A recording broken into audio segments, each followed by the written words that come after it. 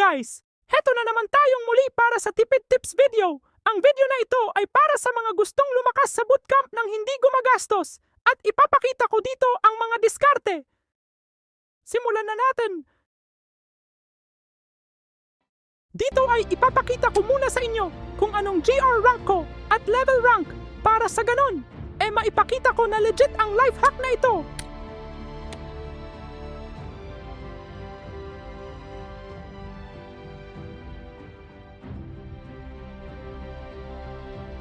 Kung inyong mapapansin, napakalayo ng level ko, pero napakataas ng GR ko. Ipapaliwanag ko iyan pag naituro ko na ang mga step. Step 1. Focus ka muna sa NC Gears or Nightcrow Gears. Paano? At para saan? Ganto may makikita freebies chest sa iyong bag. Doon ay makikita mo na may mga level required. So para matagumpayan mo ang step 1 at para makausad ka sa step 2, need mong ma-reach ang level upang makuha mo ang 7 PCS plus 3 na NC Gear. Need mo itong ma-plow rate nang sa ganun. Makalipat ka sa next step. Pag failed delete char, then gawa ulit till makuha mo ang plus 8. Aabutin ka lang naman ng 1 minute upang maka-level 10. At kaya ganyan kalayo ang level ko kasi nakailang beses ako ng failed. Aray ko! Ipapakita ko sa video ang chest na sinasabi ko.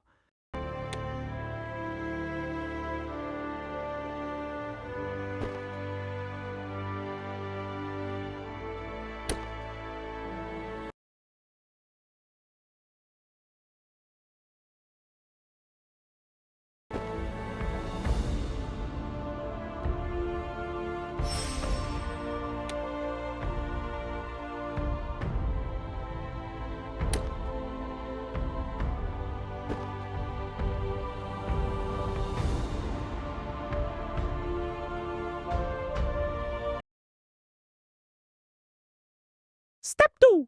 Pagkatapos mo makuha ang plus 8 NC Gear, subukan mong i-upgrade siya bilang plus 9. Kung failed or mababasag goods pa rin kasi may makukuha kang 2 na plus 7 since naka plus 8 ka. Nag-count na sa event 1 na count sa NC Gear event.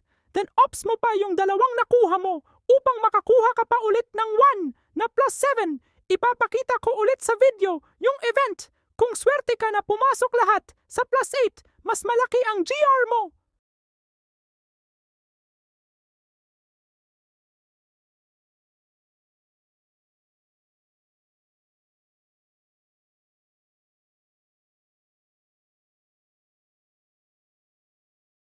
Final step. Mag-focus ka na sa GR. Yun nga sabi ko.